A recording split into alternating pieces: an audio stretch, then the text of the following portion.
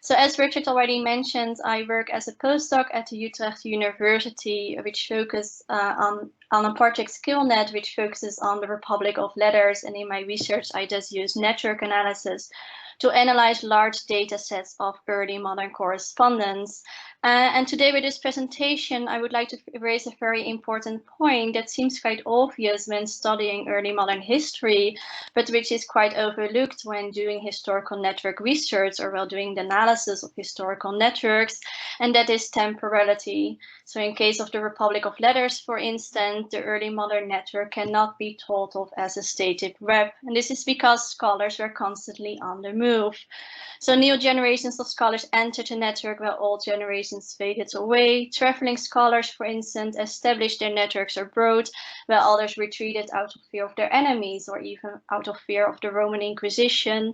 Friendly relationships turned hostile, while others, for example, well, disputes were settled. And of course, each of those changes determined a scholar's place in the network. And once we represent networks over time, we can then start to tell stories with networks. We can start to tell stories about the fears and about the ambitions of the people within that network. And today I would like to tell the story of the librarian Antonio Magliabecchi. He was the librarian of the Medici family in Florence, and over time he became one of the most consulted scholars in Europe because of his knowledge of books. And he developed quite an extensive network of correspondence all over Europe. And today I would like to show you a method that does not indicate merely that Magliabecchi was an important figure in the network, that he was an important broker in the network of the Republic of Letters, but I would like to show you a method that indicates the struggles Magliabecchi had to face in becoming an important figure, in becoming a broker in the network of the Republic of Letters. So to understand what kind of stories we can tell with network metric, we first of all need data to work with. Which of course, as many of you might know, it sounds easier than it actually is, because like all data projects, the cleaning and combining of different letter collections is of course a quite challenging task, but I would be happy to talk about this in another occasion. So I started by reassembling the network of Antonio Magliabecchi, and it was based on the card catalog of the National Library of Florence, which you can see one of those entries within this catalog on this slide. And the catalog contains metadata on the correspondence of Antonio Magliabecchi. So you can see here, for example, the correspondence of Nicolaas Heinsius and Gisbert Cooper, and you can see the number of letters they exchanged as well as the years in which this exchange took place. So on the basis of this library catalog, I could then reassemble Magliabecchi's network, so between Magliabecchi and his first degree contacts. And I've created this visualization also with Gephi, which is a very accessible tool if you want to start using network analysis in your research. So this network actually included more than 2,000 correspondence between Magliabecchi and then just his first degree contacts. However, to understand how Magliabecchi built up his network, how he became a broker, I needed also to have information on the context within his network. So the card catalog, I used the card catalog to obtain connections between Magliabecchi and his first degree contacts, so for example, Cooper and Heinsius. But to do network analysis in the first place, I also needed to have more information about the alter ties in his network. So for example, between Cooper and Heinsius, whether they were in contact with each other or not. And to add these alter ties to the network of Antonio Magliabecchi, I used another catalog, the Catalogus Epistularum Neerlandicarum, which is a Dutch national database of library holdings of letter collections in the Netherlands. So it's a catalog that includes the metadata of letters that have survived in the library collections, for instance, in the Royal Dutch Library in The Hague, but also in the university collections, for instance. And there's the interface, the old interface of this catalog. The interface has now been also postponed to WorldCat.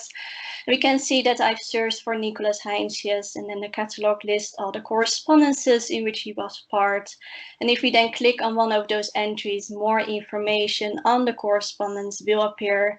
So in this case, indeed, there was a correspondence between Gisbert Cooper and Nicolaas Heinsius.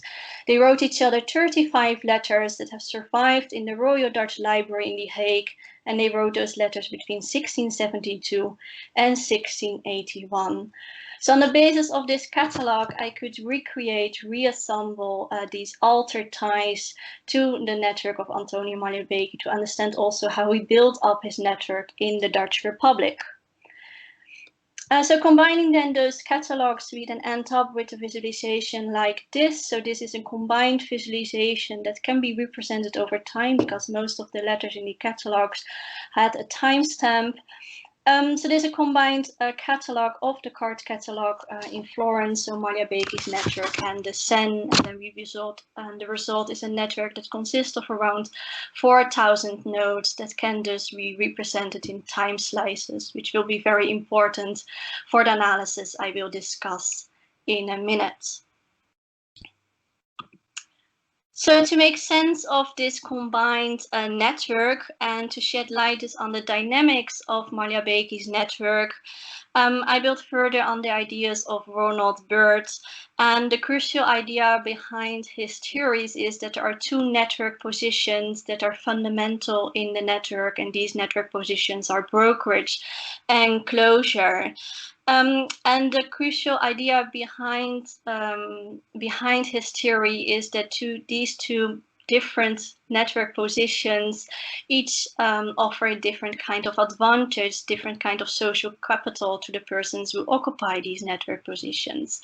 And this can be explained by means of this image. We can see two network positions, the one of A and the one of B, and A and B each occupied a different kind of position in the network, and therefore they can have different kind of advantages by this position. And the advantage of A is that he is embedded in a very tightly knit network, that he has many mutual friends around him. And the advantage of having many mutual friends in a network is that you can put great trust and confidence in your network. This is because mutual contacts can also keep an eye on each other. So this basically means that this form of control generates a trust and generates also the circulation of secrets, for instance, in the network. And it also helps to protect oneself from threats outside this network, from enemies, for instance. And this will be also a very important point that I will discuss at the end of my presentation. However, the network position of A is also a very isolated network position because A always discusses information with many of his mutual friends. Then it means also that all those mutual friends have information in common. And this is in the context of the Republic of Letters a great disadvantage, of course, because it is all about the sharing of innovative knowledge, about the advancements of scholarship. And this leads to our discussion to the network position of B. So B does not have any mutual contact, so he cannot put great trust in his relationships, but he stands between different kinds of networks. He also, in the words of Byrd, he occupies a structural hole in the network, so he can control the flow of information that goes from the network to C to the network of D. So he's in a very influential position when it comes about the sharing of knowledge. And the idea of Ronald Byrd is that these two network structures are not competitive network structures, but they complement each other, which basically means, in the words of Ronald Byrd, that these two network positions are to combine them. So the key to success is to combine these two network structures in the network. So to, for example, to build closure around brokerage position. So my question then is, how did Magliabechi negotiate it between closure and brokerage in his network? How did he negotiate it between the balance between brokerage on the one hand and closure on the other hand within this network? But before showing you my take on the answer of this question, I first would like to show you the methods by which we can then define brokerage and closure in a network, so the metrics by which we can calculate these network positions. And these are based on these two metrics here, so the betweenness centrality and triadic closure. So one of the ways to to highlight the amount of brokerage in the network is based on the measure between centrality, and the between centrality calculates the amount of the number of shortest paths that goes from one node to the other. So for any two nodes in the network, so in this case, for example, F and G, there is the shortest path that goes to E in this case, and the between centrality calculates the number of those shortest paths that goes to E. So at that point, the higher the between centrality, the better someone occupies this bridging role in the network, because it provides a critical link between other nodes. So the between centrality can reveal also these brokers in the network. And the other metrics, the amount of closure in the network can be based on the definition of triadic closure. And triadic closure is basically the idea that, for instance, Magliabechi, if he corresponds with both A and B, then it's very likely that A and B will be in contact as well at some point in the future, because there's an increased likelihood that Magliabechi will eventually introduce A and B to each other. So at that point, the triad in the network will close, hence triadic closure. And triadic closure can be measured by the clustering coefficients, which then calculates the amount of closed triads in the network. So, for instance, the clustering coefficient of Magliabechi is 1 if all his correspondents are in contact with each other, while the clustering coefficient is 0 when none of his correspondents are in contact with each other. So these are the two metrics, between centrality and triadic closure, by which we can define brokerage and closure within the network. But how does it then look like if we follow the evolution of these two metrics in the network of Antonio Magliabechi? And this is the result of that. So here we can see a graph in which we can follow the evolution of the between centrality and the clustering coefficient in the network of Antonio Magliabechi. So the higher the between centrality, so the higher the bar graph, the better he occupies a brokerage position in the network between Florence and the Dutch Republic, and the higher the clustering coefficient, so the higher the line of this graph. The more mutual contacts he has in his network. And this graph acts as a kind of navigational tool by which we can then, for example, reveal more about when Magliabechi moved in a brokerage position, or whether he moved in more dense networks. And we can then with the help of more qualitative sources, we can then understand the meaning and significance of these moments of brokerage and closure in the network. So, for instance, by means of letters, travel diaries, biographies, and books, we can then provide context and meanings to these metrics of brokerage and closure in the network. And I would like to show you a couple of examples that shows this a little bit better. So we can see, for instance, that in 1676 and 1677, he lost his brokerage position, which is then highlighted by a very low between centrality in the bar graph in these years. We can then ask ourselves, what was the reason behind this drop in between centrality? What was the reason why Magliabechi lost his intermediary position in these years? We can try to provide an answer with this by means of the close reading of his letters. And here we can see that the declining brokerage position is related to a conflict between Magliabechi and the University of Pisa.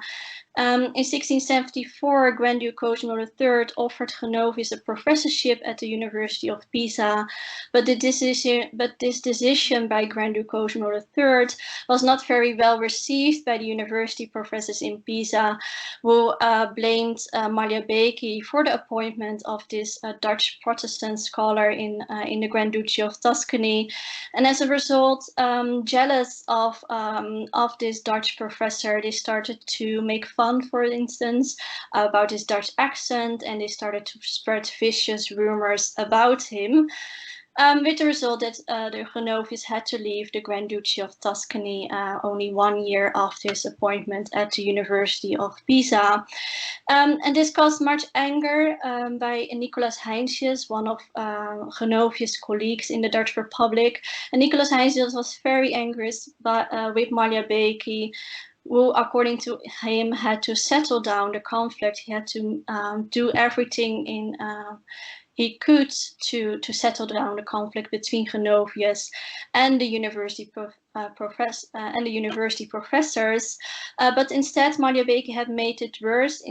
As you can see from this quotation here, Magliabechi had poured oil on the fire instead of water. So he did not do anything to settle down the conflicts between the Genovius and the University of Pisa.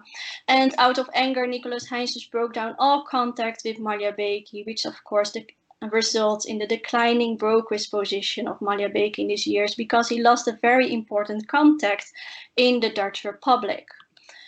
But that was not all. Heinsius also obliged his own correspondence, so the mutual contacts he shared with Magliabechi, to sever their connections with Magliabechi. So you can see from this letter here that Graevius and Goes, who were all very important contacts of Magliabechi in the Dutch Republic, did not write to Magliabechi anymore, because Heinsius was secretly trying to sever all those connections, also to undermine Magliabechi's position. And it worked out quite well, because indeed the brokerage position declined in these years. So Magliabechi lost his intermediary role between Florence and the Dutch Republic because of this conflict. At the same time, the conflict did not end there. Also, he became involved in a conflict with the university professors, who tried to do everything to undermine his influential position in the Grand Duchy of Tuscany. One of those university professors, Andrea Giovanni Moniglia, even published a fake autobiography of Antonio Magliabechi. And in this biography, he circulated a lot of lies about Magliabechi. And Magliabechi was so insulted by this publication that he even asked Grand Duke Cosimo III to resign from his position as a librarian of the Medici family. And he also wanted to find a place where he then can find refuge from all those persecutions from his enemies. That was the result of all those lies that were written in this biography. And we can see in this graph that the publication of this biography runs also in parallel with Magliabechi's decreasing brokerage position. So here again, we can see that the between centrality in his network is quite low. And we can, of course, explain this by the fact that Magliabechi was more worried about the repercussions the book could have on his own reputation than that he had had the time to search for new brokerage positions, to search for new structural holes. So he was very worried about his reputation, and he did not have any time for the networking part, which is of course also a very time-consuming activity. At the same time, we can also see that the density in his network increases, as indicated by a very high clustering coefficient in these years. So we can then ask, why is this network denser in this period? Why has Magliabechi so many mutual contacts in this period? And the letters to the Dutch burgomaster Gijsbert Cooper might then provide an answer to this. And in this letter, Magliabechi explains that there's also a bright side to this publication, so to this fake biography, because hundreds of scholars wrote hundreds of letters to him, trying to restore his reputation. So there's this entire network of mutual contacts, of trusted correspondence that stand up for him to restore his reputation, to say that these lies did not spoke the truth and that they wanted to prove his innocence. So in this case, we can really see that this network of closure protected Magliabechi from the threat of his enemies. And that's what I wanted to say for now. So I've reached my conclusion. So in conclusion, I have to hope that this approach also enables us to mix quantitative and qualitative approaches, forms of analysis, sorry. So these kinds of graphs of Machiavelli's networks generates a kind of blueprint of Machiavelli's career, showing that he could not become a powerful broker without having to rely on the safety and security of dense networks. And network analysis can capture these subtle distinctions once we understand the real potential behind those frameworks. So for example, the framework I've used of Ronald Birds. And as you can see also from these other images, we can now provide also similar analysis of other scholarly brokers as Nicholas Heinsius, for example, and Gisbert Cooper. And we can see then that these images provide similar dynamics of brokers and closure that are really worth to explore further. And we can also provide these analysis of other scholarly brokers like Perisk, for example, Henry Oldenburg, Pierre Bayle, for instance. And since their collections are present, since their correspondence are also present in early modern letters online, for example, and other online catalogs, these kinds of dynamics are really worth to explore further. And on that note, I would like to finish my presentation. Richard already mentioned it at the beginning of my introduction, that together with an amazing team of colleagues, I'm organizing also lunch lectures and conferences, and we have also a very good newsletter to inform you about the events of historical network research. So if you're interested in any of those activities, I would like to refer you also to the website of Historical Network Research. So I'd like to finish my presentation, and if you have, of course, any questions, these can be asked later after all of our presentations. Thank you.